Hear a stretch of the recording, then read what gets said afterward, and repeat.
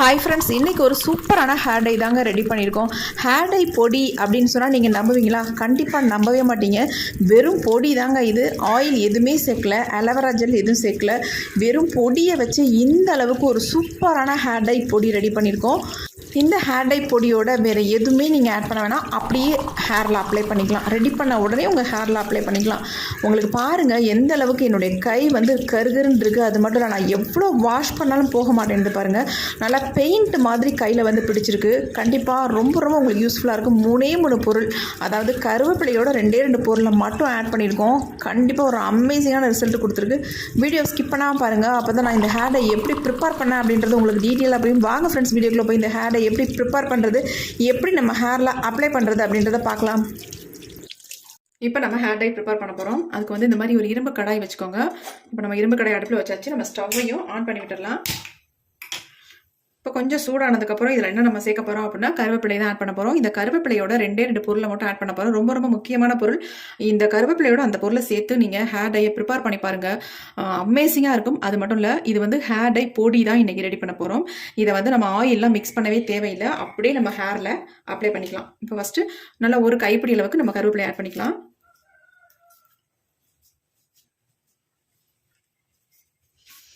கொஞ்சம் லைட்டாக வறுபட்டோடனே நம்ம என்ன பண்ணலாம்னா, அடுத்து வந்து இதில் சேர்க்க போகிற முக்கியமான பொருள் என்னென்னா கடுகு தாங்க. இந்த கடுகை வந்து நல்லா ஒரு 2-3 ஸ்பூன் இருக்கும் இந்த கடுகு. இதை வந்து நான் ஆட் பண்ணிக்கிறேன். நீங்கள் கடுகும் இன்னொரு பொருள் நம்ம சேர்க்க போகிறோம் இல்லைங்களா, அந்த பொருளும் ஒரே அளவில் எடுத்துக்கோங்க. ஒரு கைப்பிடி கருவேப்பிலைக்கு 2மே ஒரே அளவில் எடுத்துக்கோங்க. அளவுகள் ரொம்ப முக்கியம். இப்போ நம்ம இந்த கடுகை வந்து 3 ஸ்பூன் அளவுக்கு நம்ம இதில் ஆட் பண்ணியாச்சு.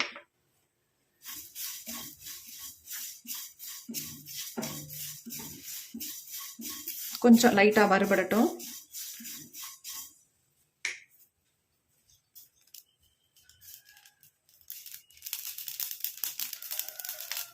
பாருங்க, கொஞ்சம் பொரிய ஆரம்பிச்சிருச்சு.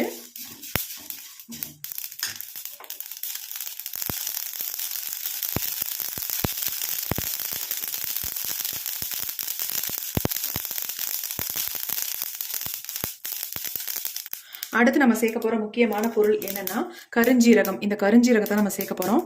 நம்ம எவ்வளோ கடுகு எடுத்தோமோ அதே அளவு கருஞ்சீரகம் எடுத்துக்கோங்க. அளவுகள் ரொம்ப முக்கியம். இந்த மெஷர்மெண்ட்டில் நீங்கள் ரெடி பண்ணாதான் உங்களுக்கு நல்லா வந்து பிடிக்கும் உங்கள் முடியல. இப்போ இது எல்லாத்தையும் சேர்த்து நல்லா ஃப்ரை பண்ணிக்கலாம்.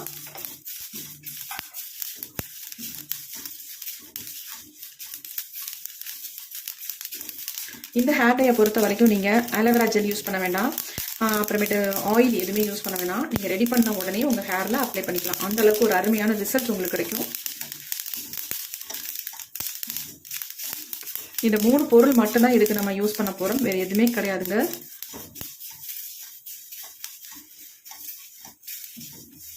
கடுகு வந்து நல்லா பிளாக்காக சேஞ்ச் ஆகணும். அதே மாதிரி கருவேப்பிலையும் பிளாக்காக சேஞ்ச் ஆகணும். அந்த அளவுக்கு நம்ம இதை வறுத்து எடுத்துக்கலாம்.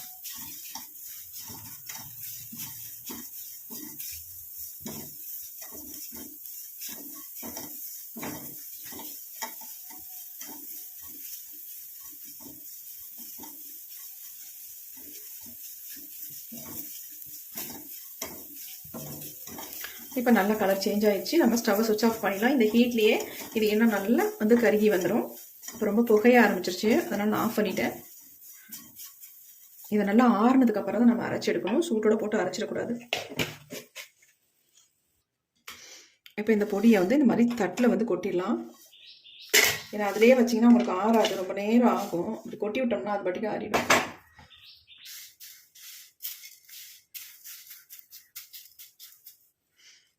கொஞ்ச நேரம் விட்டு நம்ம ஆறிடும், அப்புறம் எடுத்து அரைச்சிக்கலாம்.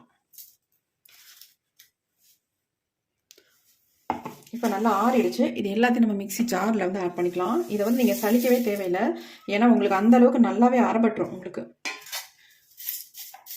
ரொம்ப சாஃப்டாக இருக்கும், நல்லா நைஸாக வந்துடும். இப்போ நம்ம அரைச்சிட்டு வந்துடலாம். இப்போ நம்ம அரைச்சிட்டு வந்தாச்சு.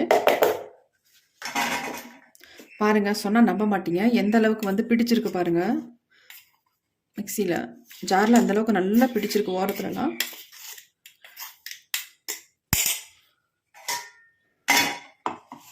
இதை வந்து ஒரு தட்டில் கொட்டிக்கலாம்.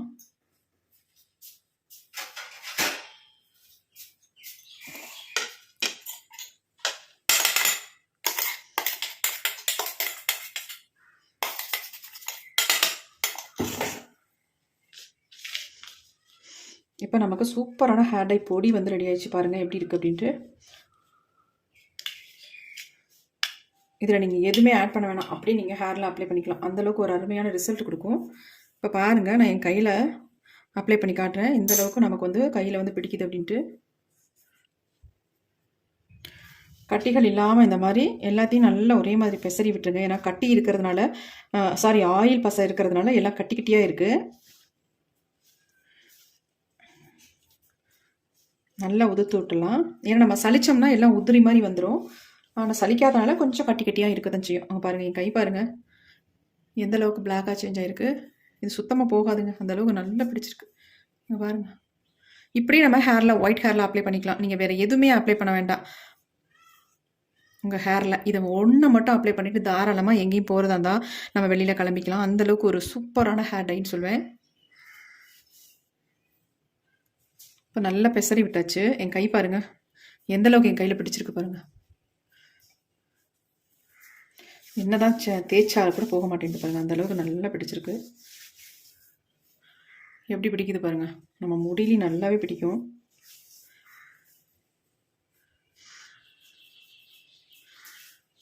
இப்போ இதில் வந்து உங்களுக்கு தேவைப்பட்டால் மட்டும் நீங்கள் என்ன பண்ணுங்கள், ஆயில் வந்து இதில் சேர்த்துக்கலாம். அப்படி தேவையில்லை அப்படின்னா தாராளமாக இதை மட்டுமே நீங்கள் அப்ளை பண்ணிக்கலாம். பாருங்கள், இந்த அளவுக்கு நமக்கு பிளாக்காக இருந்தால் போதுமே ஹேரில் அப்ளை பண்ணுறதுக்கு. ஒரு டூத் ப்ரஷ் வச்சு நீங்கள் தாராளமாக உங்களுடைய வெள்ளை முடிகளில் நீங்கள் இதை அப்ளை பண்ணி விட்டுக்கலாம். அருமையான ரிசல்ட் உங்களுக்கு கொடுக்கும். வேறு எதுவுமே நீங்கள் ஆட் பண்ண வேண்டாம். இப்போ உங்களுக்கு நான் ஒரு ஆயிலில் வந்து இதை மிக்ஸ் பண்ணி காட்டுறேன். அப்படின்னு கூட நீங்கள் ஹேரில் அப்ளை பண்ணிக்கலாம்.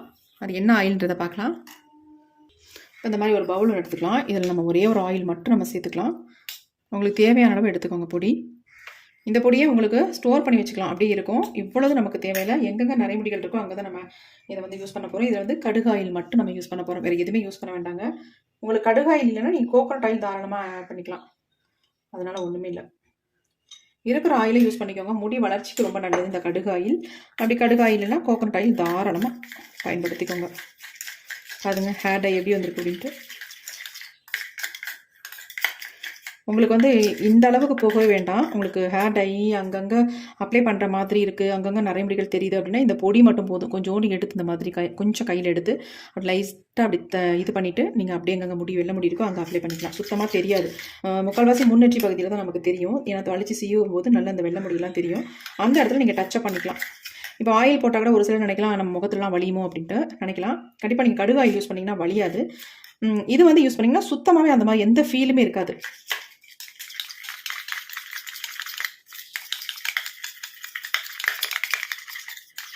வேணும்னா நீங்கள் அலோவேரா ஜெல் கூட அதில் வந்து யூஸ் பண்ணிக்கலாம்.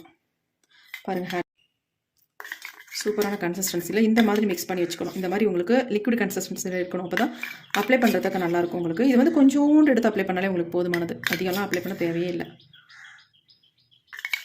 இந்த மெத்தடில் நீங்கள் ஒரு முறை ட்ரை பண்ணி பாருங்கள். இது நல்ல ரிசல்ட் உங்களுக்கு கொடுக்கும். உங்களுக்கு பிடிச்சிருந்தா மட்டும் ஒரு லைக் ஒன்று போடுங்க. கொஞ்சம் கையில் தொட்டு பார்ப்போம். பாருங்கள் எப்படி இருக்குன்ட்டு.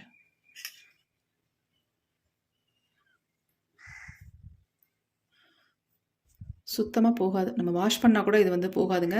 நல்லா ஒரு 2-3 தடவை நம்ம ஷாம்பு போட்டு வாஷ் பண்ணால் தான் நம்ம ஹேர்லேருந்து போகும். அந்தளவுக்கு நல்லாவே பிடிக்கும். ஏன்னா நான் இதை வந்து ரெகுலராக யூஸ் பண்ணிகிட்டு இருக்கேன். அவசரத்துக்கு என்னுடைய நரைமுடிகளை மறைக்கிறதுக்கு இதை தான் நான் அப்ளை பண்ணிகிட்டு இருக்கேன். நல்லா எனக்கு எதுவுமே தெரியாது அந்த அளவுக்கு நரைமுடிகள். வாஷ் பண்ணால் கொஞ்சம் போக தான் செய்யும். அதுக்கப்புறம் மேற்கொண்டு நம்ம அப்ளை பண்ணிவிட்டு ரெகுலராக அப்ளை பண்ணிட்டு இருக்கும்போது நல்ல ரிசல்ட் இருக்கும். டோட்டலாகவே முடி வந்து நல்லா பிளாக்காக சேஞ்ச் ஆகிடும். கண்டிப்பாக ட்ரை பண்ணி பாருங்கள், ரொம்ப நல்ல ரிசல்ட் கொடுக்கும். இந்த வீடியோ உங்களுக்கு பிடிச்சிருந்தா மட்டும் மறந்துடாமல் ஒரு லைக் பண்ணி போட்டுருங்க. Thank you friends, see you, bye bye. Next வீடியோவில் பார்க்கலாம்.